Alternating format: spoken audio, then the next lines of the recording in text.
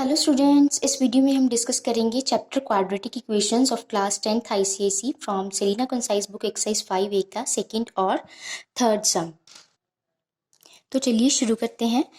Statement क्या है इसकी? Find the value of p if the following quadratic equations have equal roots. इसमें हमें क्या बोला गया है कि इस क्वाड्रेटिक इक्वेशन में से आपको p की वैल्यू निकालनी है और जो कंडीशन है वो उसने बताई है कि इक्वल रूट्स हैं इसके, तो फिर आप इसकी p की वैल्यू निकालो। तो सबसे पहले आपको नेचर ऑफ रूट्स के बारे में नॉलेज होनी चाहिए। अगर आपको उसके बारे में नहीं पता तो उसके बारे में मैंने अलग सी वीडियो डाल रखी है, उसका लिंक डिस्क्रिप्शन में है। तो चलिए शुरू करते हैं। सबसे पहले हमने जो गिवन स्टेटमेंट है उसको कंपेयर करना है जनरल स्टेटमेंट के साथ। तो उसमें से आप जब इसको कंपेयर करोगे तो a की वैल्यू आ जाएगी आपके पास 4, b की negative of p minus 2 and c की 1, क्योंकि हमारे पास जनरल जो क्वाड्रेटिक इक्वेशन होती है वो क्या होती है? ax² plus bx plus c is equal to 0। अब हमें यहाँ पे क्या करना है? डिस्क्रिमिनेंट का फॉर्मूला लगाना है, क्योंकि नेचर ऑफ रूट्स और डिस्क्रिमिनेंट जो है वो इंटरलिंक्ड है। तो डिस्क्रिमिनेंट का यहाँ पे फॉर्मूला क्या होता है? b² माइनस 4ac, जो आपको अच्छे से याद कर लेना है। b की वैल्यू हमने यहाँ पे निकली नेगेटिव ऑफ p माइनस 2 का स्क्वायर माइनस 4, a की वैल्यू 4, c की वैल्यू 1। अब हमें यहाँ पे क्या करना है? इसका होल स्क्वायर खोलना है। नेगेटिव का स्क्वायर तो पॉजिटिव ही होता है, बट यहाँ पे p माइनस 2 का होल स्क्वायर का फॉर्मूला लगेगा। तो यहाँ पे वो फॉर्मूला क्या होता है? अगर आप a माइनस बी का होल स्क्वायर का देखो तो a² plus b² minus 2a भी होता है। तो यहाँ पे क्या आ जाएगा? p² प्लस 2 का स्क्वायर 4 माइनस 2, a की वैल्यू p और b की वैल्यू यहाँ पे कितनी है? 2, 4 4 जा 16। अब आपको यहाँ पे क्या करना है कि p² as it is he लिखोगे, ठीक है जी। 16 और 4 इन दोनों को सब्ट्रैक्ट करोगे तो आपके पास आ जाएगा -12। यहाँ पे माइनस 2 2 जा 4 p, ये इक्वेशन आपके पास आ गई। अब हमें उसने स्टार्टिंग में क्या बोला था कि रूट्स जो है वो इक्वल हैं, तो हम यहाँ पे क्या लिखेंगे? Because roots are equal. तो जब रूट्स इक्वल होते हैं उसका जो नेचर होता है तो क्या होता है? रूट्स इक्वल किस केस में होते हैं? जब डिस्क्रिमिनेंट क्या होता है? 0 के बराबर। तो यहाँ पे जो डिस्क्रिमिनेंट आया हुआ है हम उसको क्या ले लेंगे? 0 ले लेंगे। Therefore discriminant is equal to 0। Discriminant की वैल्यू हमारे पास क्या थी?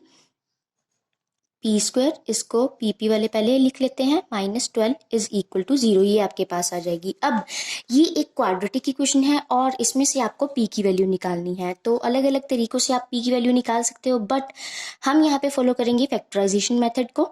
उस पर भी मैंने अलग से वीडियो डाल रखी है। उसका मतलब कि मैंने उसमें एक ट्रिक बताई थी जिससे आप बहुत ईजिली इसके फैक्टर्स फाइंड आउट कर पाते हो, तो उसका लिंक भी डिस्क्रिप्शन में है। यहाँ पे हम क्या करते हैं? सबसे पहले जो x² होता है या p² होता है उसका जो कोफिशिएंट है वो देखते हैं। यहाँ पे कितना है? 1 और कांस्टेंट नंबर, इन दोनों को क्या करते हैं? मल्टीप्लाई। यहाँ पे कितना है? इसका कोफिशिएंट 1 और कांस्टेंट नंबर है 12, तो मल्टीप्लाई करोगे कितना आ जाएगा आपके पास? 12। अब जैसे हम छोटी क्लासेस में एलसीएम और एचसीएफ फाइंड आउट करते थे, बिल्कुल उस तरीके से करना है कि 12 को अंदर रख के आपको इसको सॉल्व करके देखना है। 2 6 या 12। अब इन दोनों को देखो कि 6 और 2 को प्लस या माइनस करने पर 4 बनता है, क्योंकि हमें यहाँ पे क्या करना होता है? मिडिल टर्म को सेपरेट करना होता है। तो यहाँ पे आप देखो कि 6 माइनस 2 करोगे तो आपके पास 4 आ जाएगा, ठीक है जी। तो यहाँ पे आप लिखोगे p², आपको जो 4 है वो नेगेटिव चाहिए, तो बड़े नंबर के आगे नेगेटिव के साइन लगाओगे, -6p लिखोगे प्लस 2p लिखोगे, -12 इज इक्वल टू 0। अब इन दोनों में से p जो है वो आपके पास कॉमन आ जाएगा, अंदर क्या बचेगा आपके पास? p -6। अब यहाँ पे भी बिल्कुल आपको वैसा ही फैक्टर बनाना होता है, बट यहाँ पे 2p है तो आप क्या करोगे? यहाँ से 2 कॉमन निकाल लोगे, अंदर क्या बच जाएगा? p -6 is equal to 0। अब जो p -6 है वो दोनों में कॉमन है, दोनों साइड पे p -6 आ रहा है, तो आप क्या करोगे? p -6 को दोनों में से कॉमन निकाल लिया, अंदर क्या बचा? एक यहाँ पे बचा p, इधर क्या बचा? +2 इज इक्वल टू 0। अब दो नंबर आगे जिनका प्रोडक्ट 0 के बराबर है।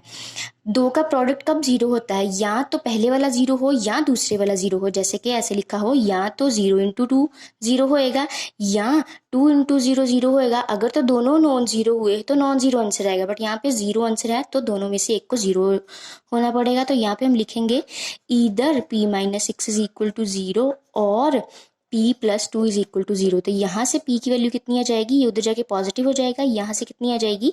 -2। ये आपका आंसर आ जाएगा, ठीक है जी। तो अब हम चलते हैं थर्ड सम की ओर। थर्ड सम में उसने क्या बोला है, the equation this has equal roots, find the value of N. ये भी बिल्कुल पहले जैसा ही है कि यहाँ पे भी इक्वल रूट्स बोले हैं, तो इक्वल रूट्स की जो कंडीशन होती है वो क्या होती है, discriminant should be equal to 0। तो यहाँ पे हमें सबसे पहले ए बी सी की वैल्यू फाइंड आउट करनी है, फिर डिस्क्रिमिनेंट फाइंड आउट करना है और उसको 0 पुट करना है। तो यहाँ पे मैंने सब करके रखा है, आपको खुद ट्राई करना है। अगर कोई प्रॉब्लम आएगी तो आप लोग कमेंट करके पूछ सकते हो। ए बी सी की वैल्यू निकाली, डिस्क्रिमिनेंट निकाला, बी स्क्वायर माइनस 4ac। यहाँ पे आपको एक स्टेप देख लो कि जो ये जो 12 आएगा इसको दोनों के साथ अंदर मल्टीप्लाई करना है। 12n यहाँ पे आ जाएगा 60 जब इन दोनों को मल्टीप्लाई करोगे, यहाँ पे माइनस माइनस प्लस हो जाएगा, फिर इन दोनों को ऐड किया गया 204 माइनस 12n।